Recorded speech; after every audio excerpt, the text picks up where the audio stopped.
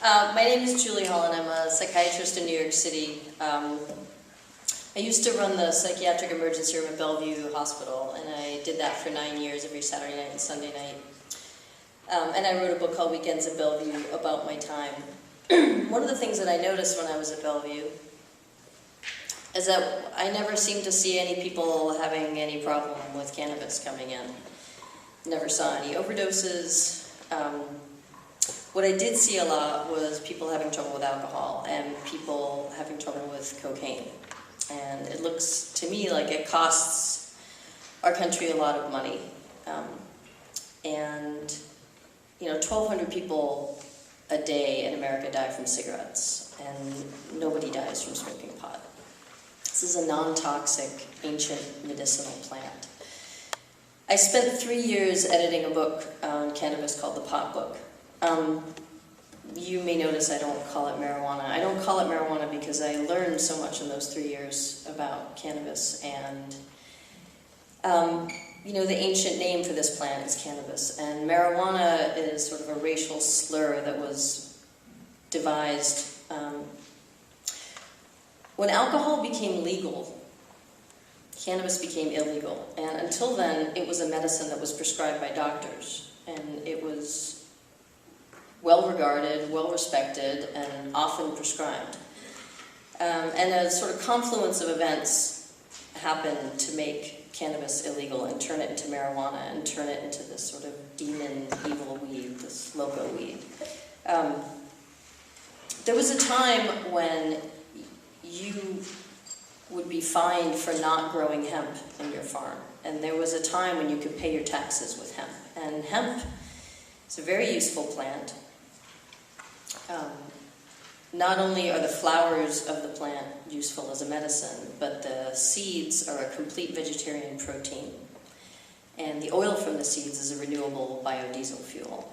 And the stalk from the plant can be used to make paper and canvas and a fiber that is more absorbent and stronger than cotton. And the cannabis plant cleans the atmosphere better than trees and puts nutrients into the soil. So it's an incredibly useful plant, and it's one of the oldest cultivated plants on the planet, and it was here before we were. And whether you've ever smoked pot or not in your life, you have receptors in your brain for this plant, and you have an internal system of cannabinoids in your body. In the same way that you have internal opiates, you have endorphins. You also have endogenous opioids, your own internal pot system. There's a system in your brain and in your body called the endocannabinoid system. You've got receptors all over your brain and in your muscles and in your bones and in your spleen and in your immune cells for this plant. We co-evolved for thousands of years on the planet with this plant. And one of the reasons why it seems sort of like a panacea, when you hear about medicinal cannabis, it almost sounds too good to be true.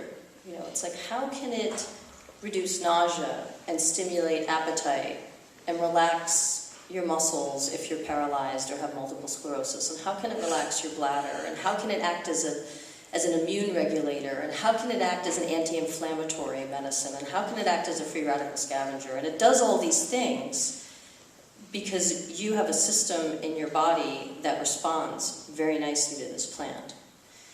And even though you have receptors all over your brain for cannabis, you don't have any receptors in your brainstem, which is what controls how often you breathe and whether you feel like you need air or not. You look at something like heroin or OxyContin, and it's pretty easy to overdose on that because you do have opiate receptors in your brainstem that stop you from breathing. But you can't overdose on cannabis. There's no known lethal dose.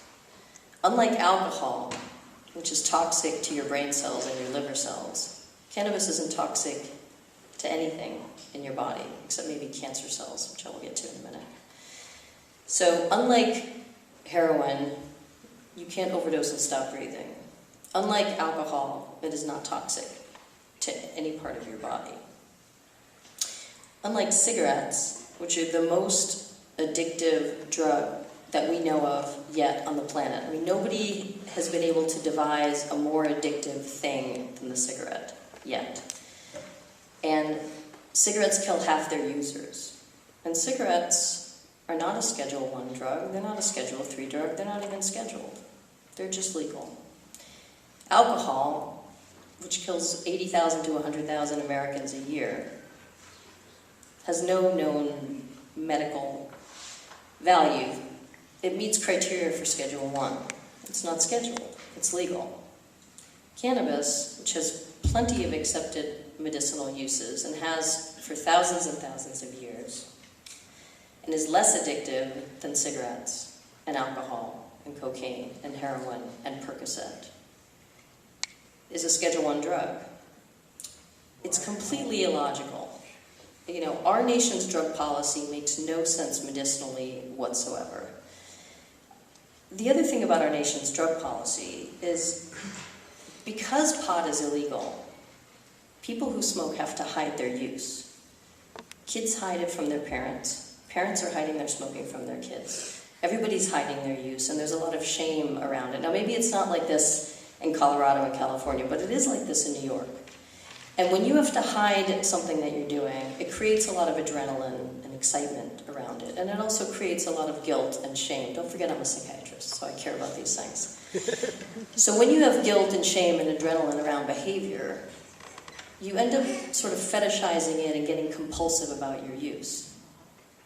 And hiding and lying and shame and compulsive use, that all makes for sort of addictive patterns of use. And our nation's drug policy is making us act like junkies.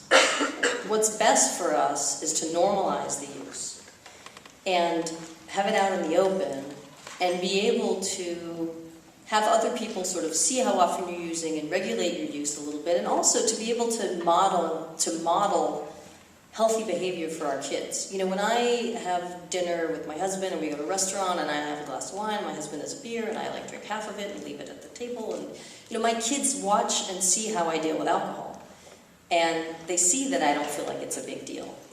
And I model healthy behavior around alcohol to my children. And they learn from me and from my example. And I don't have that option with cannabis. None of us do. And you know, this is one of my complaints with our nation's drug policy, is it's not healthy for adults and it's not healthy for adolescents.